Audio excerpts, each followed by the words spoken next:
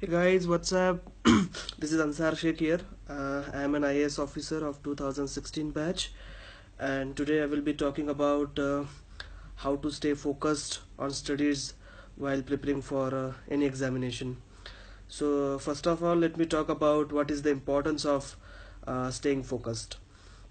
जैसा कि हम सब जानते हैं कि सिविल सर्विसेज की जो एग्जामिनेशंस होती है, इन एग्जामिनेशंस का जो कुछ भी सिलेबस होता है वो सिलेबस किसी ओशन की तरह होता है और काफ़ी मुश्किलें आती है ये सारा सिलेबस कंप्लीट करते वक्त, क्योंकि हमारे पास जो टाइम अवेलेबल होता है वो टाइम बहुत कम होता है।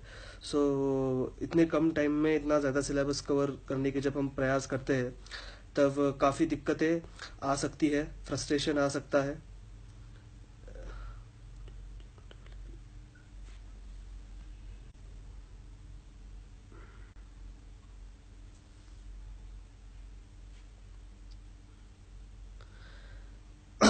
सो फ्रस्ट्रेशन आ सकता है, टेंशन आ सकता है, स्ट्रेस आ सकता है। तो ऐसे वक्त फोकस्ड रहना बहुत ज़रूरी है।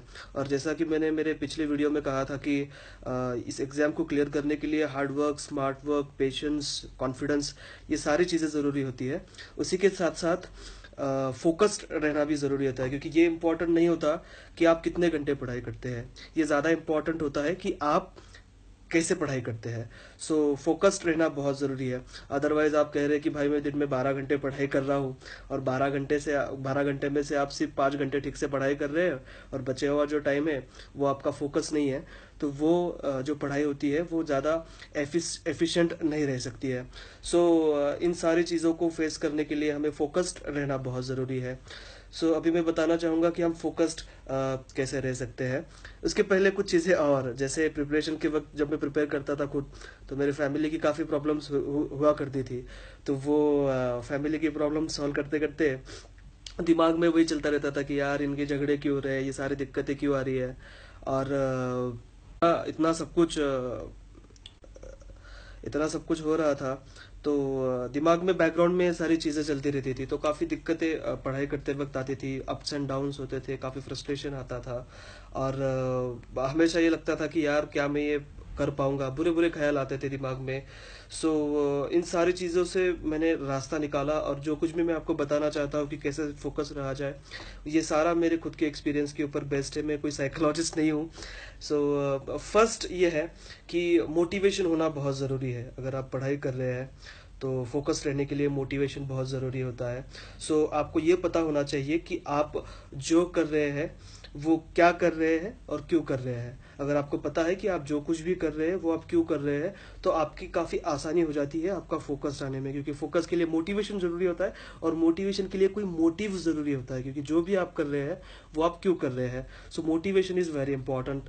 सेकेंड ये है कि टारगेट सेटिंग।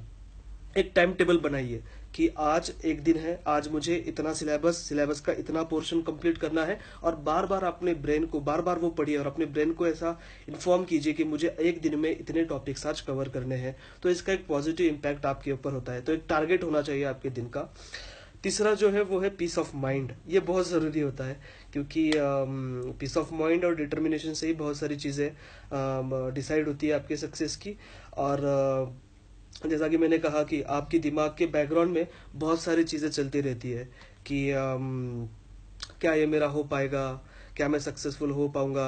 बहुत बार ऐसा होता है कि आपका किसी से झगड़ा हो जाता है, आपके दोस्तों के साथ झगड़ा हो जाता है, तो उस वक्त फिर दिमाग में ये बातें चलती रहती है कि यार मैंने इससे ये कहना चाहिए था, मैंने उसको वो कहना चाहिए था, अगली बार मिलने दे फिर मैं उसको ये बताऊंगा।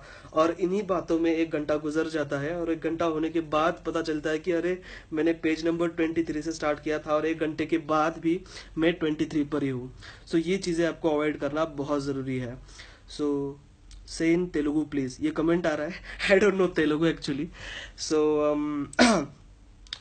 इसी के साथ साथ let me increase the volume.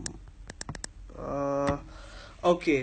सो इन चीज़ों को अवॉइड करना बहुत ज़रूरी है। आपका जो फोकस है वो सारा पॉजिटिव चीज़ों के ऊपर लाइए। ये काफ़ी मुश्किल होता है, फैमिली प्रेशर्स को अवॉइड करना, फ्रेंड्स के प्रेशर्स को अवॉइड करना, गर्लफ्रेंड बॉयफ्रेंड के प्रेशर्स को अवॉइड करना, लेकिन ये अवॉइड करना बहुत ज़रूरी है। सो पीस ऑफ माइंड बहुत इंपॉर्टेंट होता है पढ़ाई करते वक्त।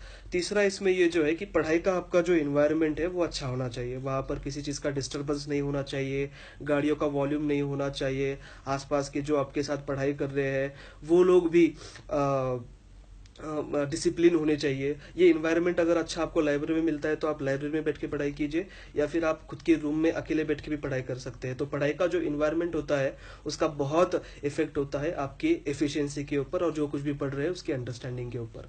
इसके बाद होता है सेल्फ डिसिप्लिन होना।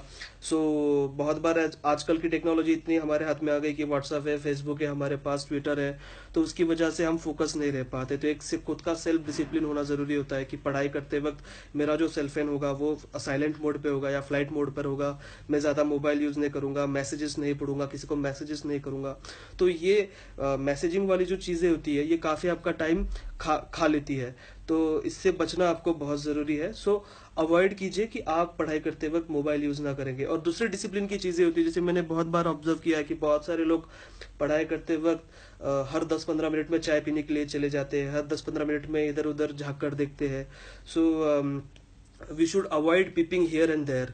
सो पूरा फोकस आपका जो है वो आपकी स्टडीज के ऊपर होना जरूरी है। एक सेल्फ डिसिप्लिन उसके लिए बहुत जरूरी होता है।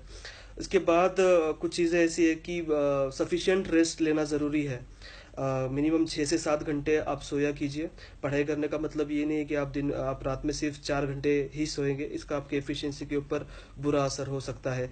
सो नींद पूरी लेना बहुत ज़रूरी है। तो 6 से 7 घंटे हमको सोना ज़रूरी है। सफिशिएंट रेस्ट कीजिए जिसकी वजह से आपके ब्रेन को एक रेस्ट मिलेगी, जिसकी वजह से एफिशिएंसी आपकी बढ़ जाएगी। सो सफिशिएंट रेस्ट लीजिए। और इसी के साथ साथ जब पढ़ाई करते हैं तो 3-4 घंटे के बाद एक 10 मिनट का पावर नैप लेना बहुत ज़रूरी होता है। फर्स्ट ऑफ ऑल मैं मेरे सारे ये जो सारी चीज़ें हैं फोकस वाली वो कंप्लीट करता हूँ, और फिर आपके ये जो सारे क्वेरीज आ रहे हैं इसके मैं जवाब देता हूँ। सो सेल्फ डिसिप्लिन और सफिशिएंट रेस्ट लेना ज़रूरी है। पढ़ाई करते वक्त 3-4 घंटे के बाद एक 10 मिनट का पावर नैप भी लेना बहुत ज़रूरी है। इसके बाद जो है फोकस रहने के लिए पढ़ाई के वक्त रेगुलर इंटरवल लिया लिया कीजिए। ऐसा नहीं कि पढ़ाई के लिए बैठ गए तो 10 घंटे ही बैठे रहे आप, ये ज़रूरी नहीं होता।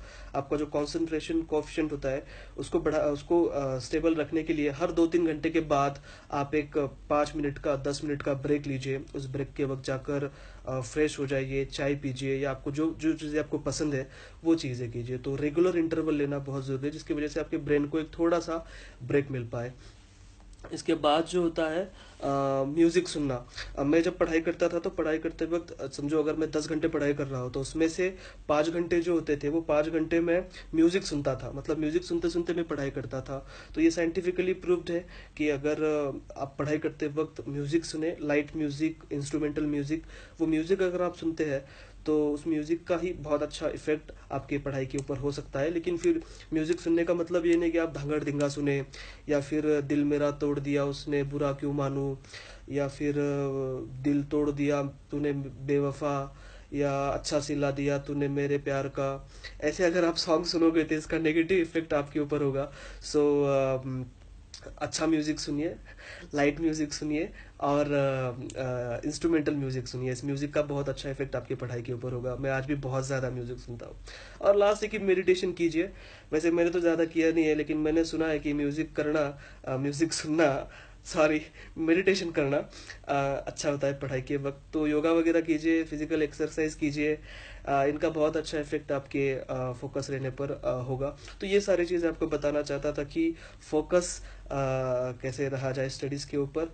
अब आपके जो मुझे आ रहे हैं सॉन्ग्स, आपके जो सवाल आ रहे हैं इनमें से कुछ सवाल मैं समझ नहीं पा रहा हूँ।